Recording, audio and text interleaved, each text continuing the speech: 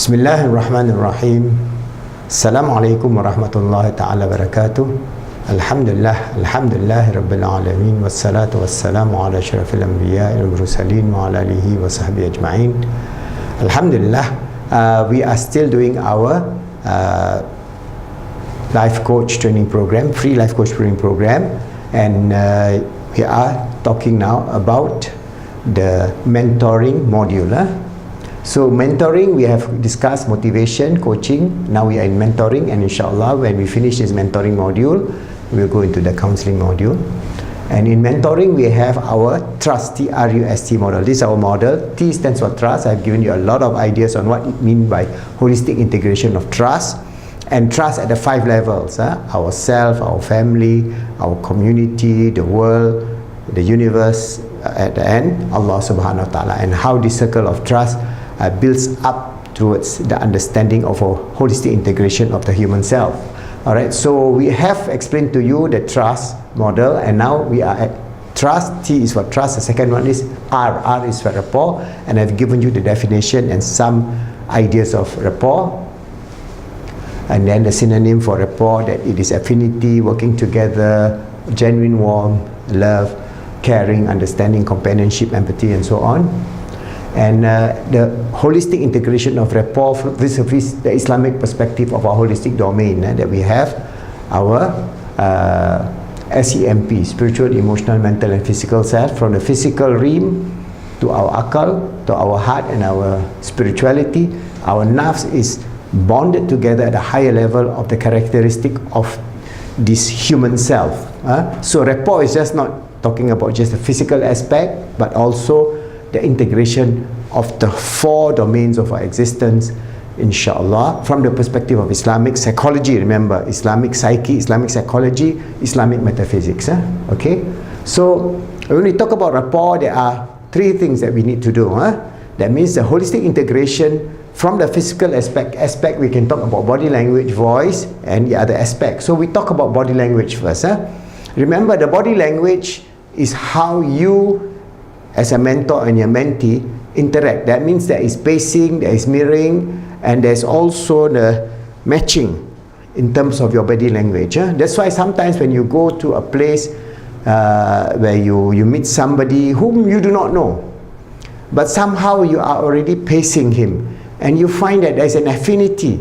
Not only the affinity from the Islamic perspective is that Rasulullah SAW has explained to us that some people have affinity. And in one of the hadith, the meaning of it is that at the rim of Alastu Rabbikum, or the rim of the, when we are at the rim of the spirituality, we already have met each other. Alright, so sometimes you meet somebody who, suddenly you have such affinity to them. Alright, or somebody you see with somebody you have a dislike for them. Alright, so there is certain aspect at the spiritual level, which I think we do not dwell too much, but at least we must know that the interconnection of our self, the rapport that we can build between us as a mentor and a mentee, sometimes there is a mismatch, and that mismatch not only from the perspective of the physical world, that means our body language, our voice, pacing, matching, and so on, but also there is a discontinuity or disquietude which we have to overcome as a barrier. And if that is a situation, then maybe there is a mismatch between mentor and mentee, then maybe we should find another mentor for that person who are having higher affinity at the level of spiritual, emotional, mental, and physical self.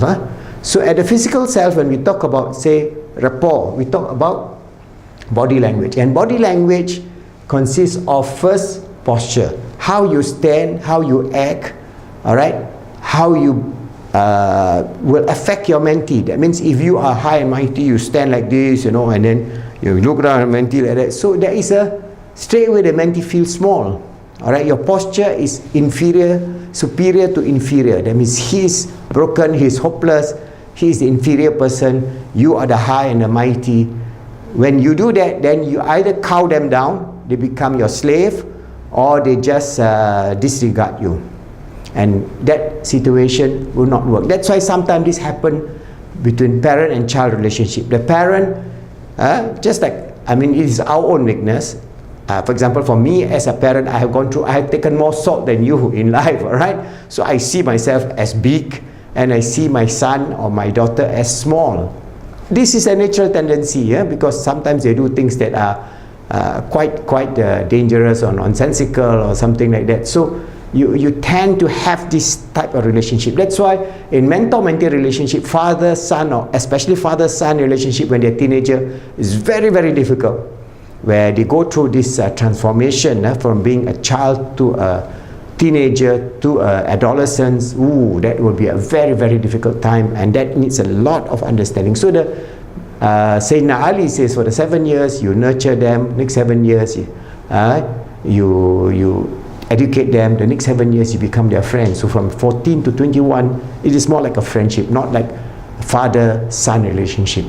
Alright, or so in doing also, if you are a adolescent mentor and your mentee is a 14, 15 years old, you got to be very careful in the sense of your posture and how you posture yourself. Then you have your facial expression. Is your facial expression expressing your sincere desire to help them? You're smiling, not you're frowning. You're building up the relationship in a way that mentee finds comfortable. Alright, the way you do. Gestures, what are your gestures? Is it using your hand, that kind of thing? And I remember in our old madrasah system, I have my ustaz with a long cane, alright, and then you just, alright, so we are all just, you know, and it is no joke, okay, but that was a system long ago. I mean, as a child we go through that and we get bitten with this cane, but you can see that kind of situational condition in terms of psychology is no doubt it has a lot of disciplinary element, but it instills a lot of fear, instills a lot of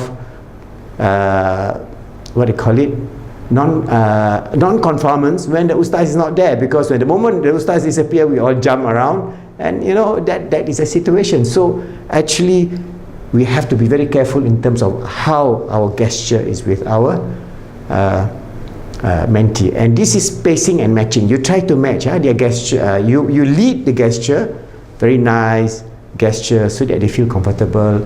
If it is okay, you give them a hug as you start, you know, pacify them. If they feel anxious, they feel having anxiety or depression, giving them good sound words, later on explain. And then your dress. You cannot become a mentor if you are shabbily dressed in such a way that the person who is your mentee, he is dressed better than you. Not in the sense that dress is not important, it is important. There must be matching in a sense. So you have, what is important is that you have your body language in terms of your posture, facial expression, dress and gestures, matching and pacing with the person whom you are trying to mentor, your mentee. The next one is voice. Once you know about the body language, you have to use your voice. Voice can be very soothing and voice can be very intimidating. So you have your volume.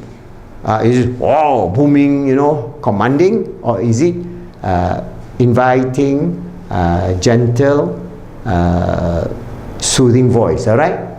Then your timbre, your tempo. Is it very fast, very slow? And then your pitch. Okay. So this is where you have, in terms of mentor-mentee training, in terms of psychology, you have some sort of voice training. I'm not saying that you need to be a professional singer, or an actor. But an actor is very good at, when you look at very good actors, you can see that they can mirror and match the person whom they are communicating with using their voice, and their voice can then win over, because your whole role is to win over your mentee so that they can understand that you are genuinely helping them in a way using your body language and your voice. Then the next one is words. Alright, these are the three common elements insofar as you use common expression, especially if your mentee is a teenager and you are 60 years old man or 70 years old man. There will be a gap in terms of lingo. So that's where sometimes you have to find common ground and maybe learn a few of their because their lingo now is quite confusing. Good is bad, bad means good, you know, and it is the other opposite. So this is where we have to find out what is their current acronym and small shortcuts that they're using, and then maybe try to mirror those things in a way, not to the extreme. And then the key phrases in terms of the word that you use, always being reassuring, giving them hope. Don't run them down. And then you use clean language in the sense that the metaphor, the synonym, the kind of words that you use is something that they can appreciate. All right? There's no point that you go on and use all the terminology of psychology. You know, you have this problem, the background of your anxiety is because of this OCD and this OCD. That guy will go blank, all right? So you go into the whole theory. There's no purpose in it.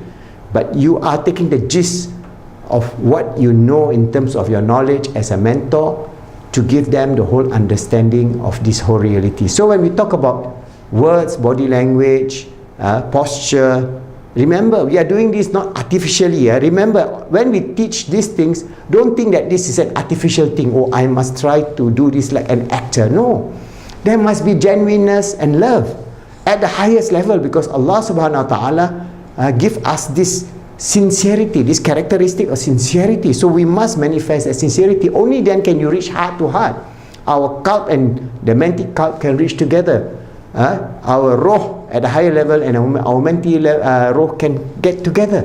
Only then can be this rapport that is higher than just a physical rapport of just words, body language and speaking. So this is where I think that the beautiful thing about this deen is that we have the most perfect approach to actually the whole problem of the world. Alright, but since we understand that we have to work within the ummah, understand the purpose and meaning in life, remember, use our handbook. Inshallah, we have already uploaded the Indonesian version of Positive Islamic Psychology Handbook, the whole 600 page on our website islamicspsychology.net. If you are from Indonesia, anda boleh mengambil buku ini, e-book ini, dan download ke komputer laptop anda untuk guna sebagai textbook dan sebagai satu bahan pembelajaran dalam bahasa Indonesia. For those in English, inshallah, in about a month or 2 months time, I'll announce when we have uploaded this whole book as our gift to the ummah, as a way in which we hope to mentor you, though remotely, train you to become a life coach, free of charge, as part of our da'wah effort, the Khalifa Education Foundation and Islamic Psychology Center,